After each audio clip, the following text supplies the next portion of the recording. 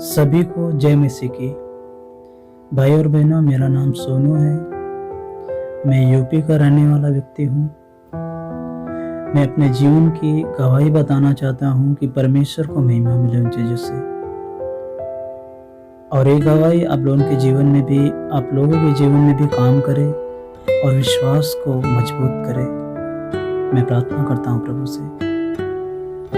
भाई और बहनों, जब मैं प्रभु में नहीं था तो मेरे अंदर बहुत प्रकार के गंदे काम, लुचपन, झगड़ा, ईर्ष्या, डाह, नफरत, सबसे अधिक मेरे अंदर गुस्सा था।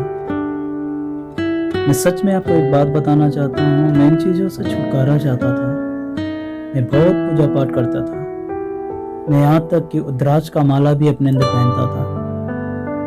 और जिस जगह पे मैं रहता था, बॉम्बे में मैं काम करता था, हर सुबह एक हार वाले व्यक्ति को अपने रूम पे लगाया था कि वो लाकर मेरे रूम के सामने दे। उस जगह पे मैंने किला गाड़ा था कि वो लाकर सुबह ही देकर चला जाता था, और मैं हारों को मूर्तियों के ऊपर और किसी फोटो के ऊपर मैं चढ़ाता था, और मुझे बस उसमें 3 या 4 मिनट से ज़्यादा शांति नहीं मिलती थी। फिर वैसा ही मेरा जीवन रहता था। मैं सत्य की खोज में था कि मुझे इन चीज़ों से कौन छुड़ाएगा, मुझे कौन इन चीज़ों से छुटकारा देगा। सच में मैं आपको एक बात बताना चाहता हूँ। जैसे ही मेरी मुलाकात प्रभु यीशु मसीह से हुई, एक भाई मुझे सुसमाचार प्रभु के बारे में समझाया कि वही सच्चा परमेश्वर है। आपको छुटकारा वही दे सकता है इन चीज़ों से। पाप का मोक्ष वही है जो आपके पापों को मिटा सकता है, आपको नया जीवन दे सकता है।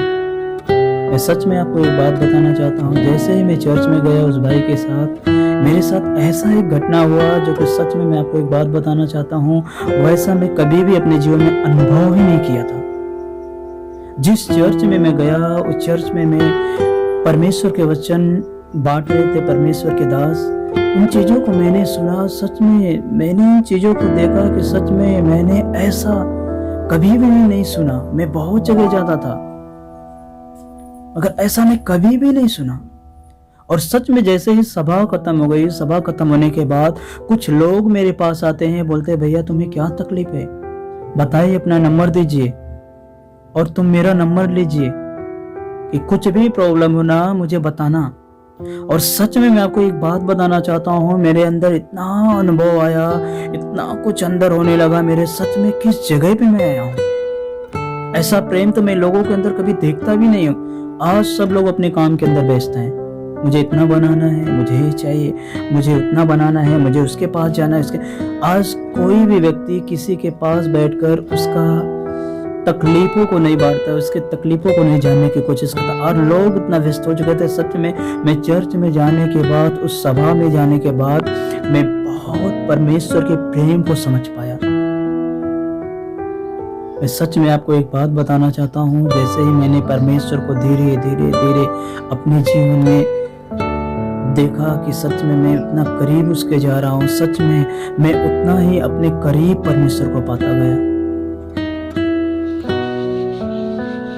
सच में मैं आपको एक बात बताना चाहता हूँ, मेरे जीवन के अंदर से जो बुराइयां थी, जब परमेश्वर का, जब खुदावन यीशु मसीह का प्रकाश मेरे ऊपर आया, सच में मेरे अंदर जो बुराइयां थी सब दिखने लगी कि यह भी पाप है, ये पाप है।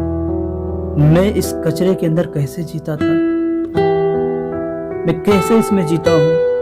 मैं सच में खुदा से रो रो कर मैं प्रार्थना करने लगा, प्रभु मुझे माफ कर, मुझे इन चीजों से छुड़ा। और सच में मैं आपको एक बात बताना चाहता हूँ, आज मुझे परमेश्वर बहुत चीजों से जो मेरे अंदर रहकर मेरे अंदर सड़ा हुआ घाव बनाती थी,